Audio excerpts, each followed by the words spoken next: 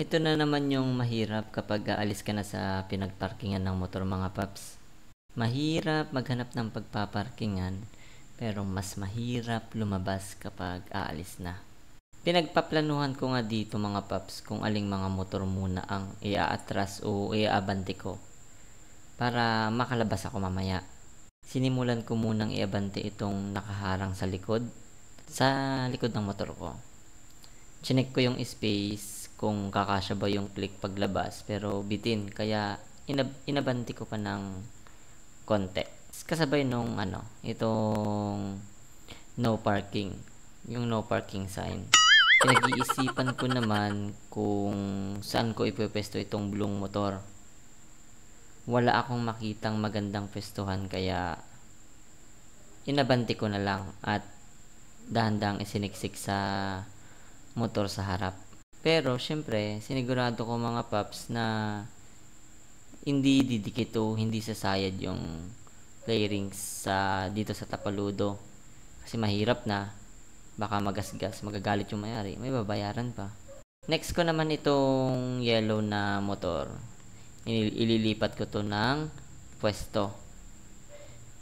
Ito nga, gagalawin ko, iatras at iabante ko. Pero medyo nahirapan ako dito dahil parang nakapreno. Ang hirap itulak. Parang may pumipigil. Kaya natagalan ako dito sa pag-abante. Nahirapan ako. At ito nga, nung natapos ko yung yellow na ilagay, last na itong rider sa tabi ng click ko.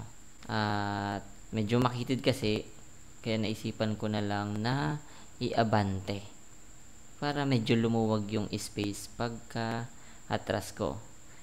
Dahan-dahan ko ang inaabante ito para hindi din magasgas. Ang hirap na. Yun. At nagkaroon na ako ng space. Makakalabas na tong motor. Sa dami-dami kong inayos, sa wakas may atras ko na at may ilalabas na tong click. Ayan, dahan-dahan ko rin inilalabas, baka syempre matumba, daming madamay na motor. Huwag mong subukan, masisira ang buhay mo.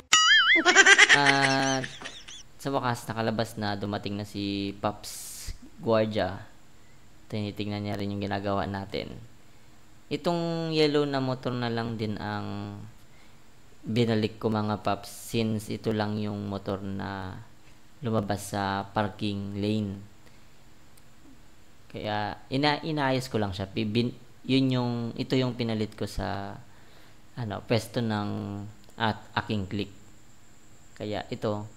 At sa wakas, makakaalis na rin matapos ang isang araw na pag-aayos ng motor.